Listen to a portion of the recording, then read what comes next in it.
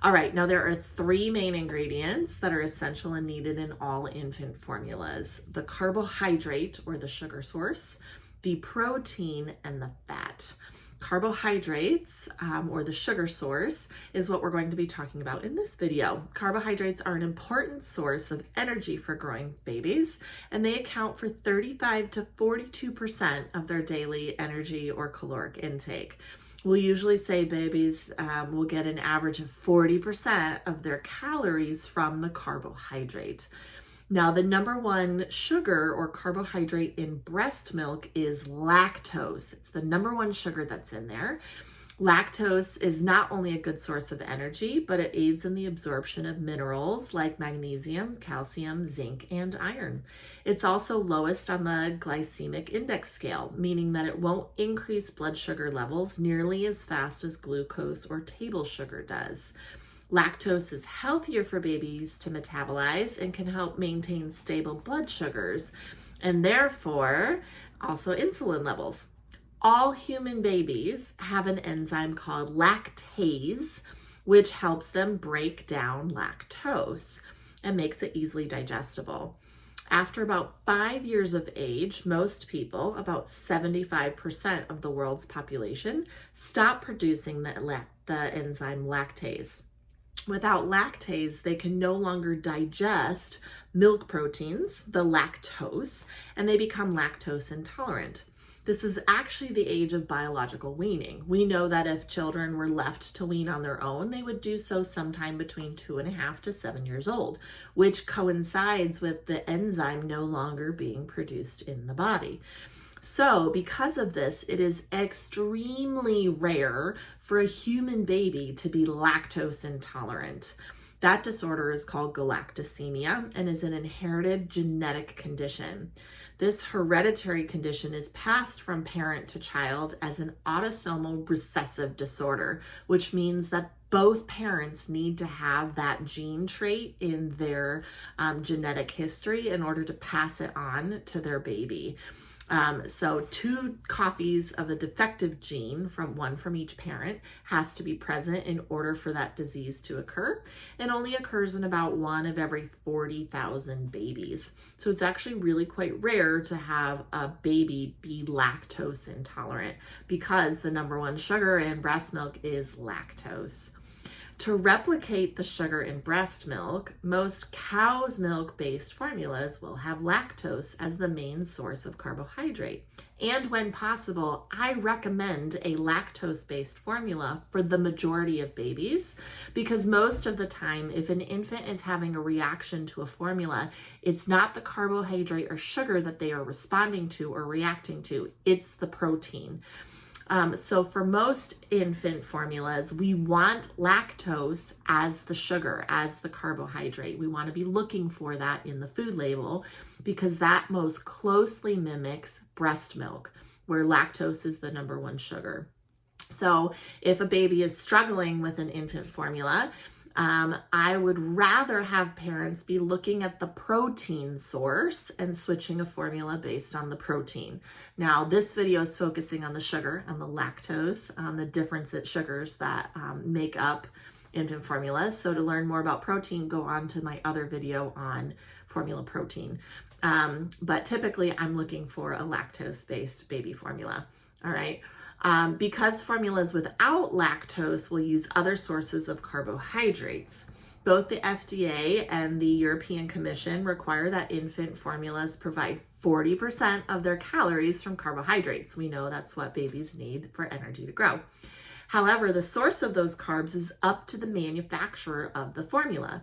In the United States, carbs can come from 5 main sources: lactose, which is what we prefer, it's what's in breast milk; maltodextrin, glucose, sugar, or corn syrup. Not all of these sugars are created equal. Glucose and corn syrup are the sugar sources of over half of the infant formulas produced in the United States. Why? Because they are widely available and very cheap to produce. The problem with corn syrup and all glucose sugar in general is that it is a fast-acting carbohydrate. That means that it has a high glycemic index and quickly increases blood sugar. The EU, the European Union, has some limits and guidance on how much corn syrup can be used and bans the use of corn syrup solids in organic baby formulas in Europe. But the United States does not, which means that infant formula in the United States can contain 100% of its carb source from corn syrup. Now, before you get all fired up, corn syrup is not the same as high fructose corn syrup, which is what we are told as adults to stay away from, which is the highly processed corn syrup. So high fructose corn syrup basically is corn syrup that has been further treated with enzymes to break down some of the glucose into another common sugar called fructose to make foods taste sweeter. Infant formulas are nutritionally complete and need a source of carbohydrate to provide energy. So if they're not using lactose, they'll most often in the United States be using corn syrup. Now, glucose syrup is essentially the same thing as corn syrup. It just means that the syrup is extracted from a different plant other than corn. But in fact, they're pretty much the same in terms of an alternative sugar source or carb source for your baby. Maltodextrin is also a type of sugar made up of glucose. Maltodextrin will become a syrup if it is broken down further, so it is essentially the same thing as added sugar. Corn syrup, sucrose, maltodextrin are often used in sensitive formulas due to the fact that these formulas are designed for babies who are supposedly lactose intolerant. So the formula companies are trying to replace the lactose with an alternative carbohydrate, even though we know the majority of the time, most babies are not lactose intolerant. They're having difficulties tolerating the protein. But there are some babies that do have galactosemia, and those babies would be the ones that would need an alternative sugar source. Sometimes some corn syrup or glucose syrup is necessary in hypoallergenic formulas because those formulas are hydrolyzed milk proteins, which are essentially partially digested milk proteins, and they taste and smell rather bad. So the corn syrup is used to try to mask the flavor of a hydrolyzed milk protein. But there are hypoallergenic formulas that do not overuse glucose and use other healthier forms of those carbohydrates. There are a few reasons why formula manufacturers choose to use corn syrup over lactose in a baby formula. It's a carbohydrate that babies can digest. It's cheap to produce. Some sugars like maltodextrin also provide the function of thickening or emulsifying the formula for a better mouth taste. Corn syrup is sweet and babies like sweet things, which is why it might make the formula more palatable to the baby. It's in hypoallergenic formulas because corn syrup might be used to make it taste better, masking the hydrolyzed milk protein taste.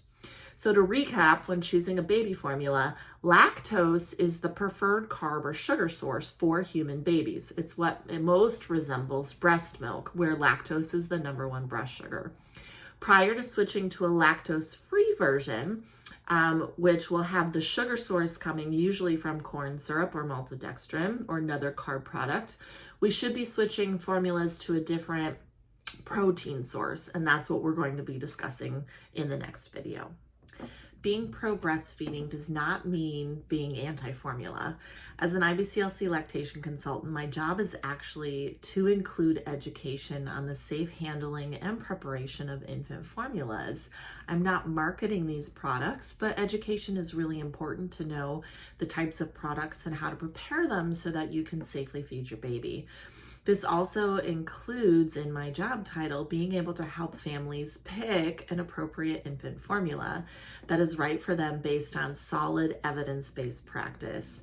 This should also be done in coordination with your pediatrician, but sometimes pediatricians in their appointment won't have the time to actually sit down and explain the science behind which infant formulas are best for your baby, or about the different choices that are out there for when picking an infant formula.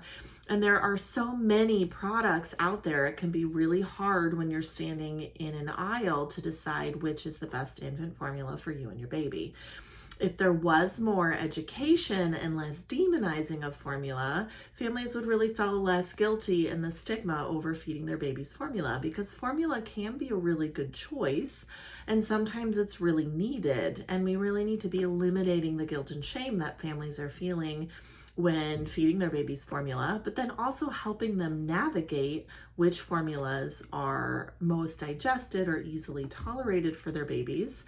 And when they're having symptoms in their babies that their baby's not tolerating a formula, understanding why and making different choices in those formulas. So let's break that down on how to choose an infant formula. Here's my disclaimer. What works for one baby will not work for all babies. This is not one size fits all. So always speak to your pediatrician if you have concerns about your baby tolerating certain baby formulas. And if your baby is struggling with tolerating an infant formula, make sure that you're working with an IBCSE lactation consultant who's trained in this, a skilled pediatrician, or a pediatric dietitian or nutritionist who can be able to help you make those decisions, right?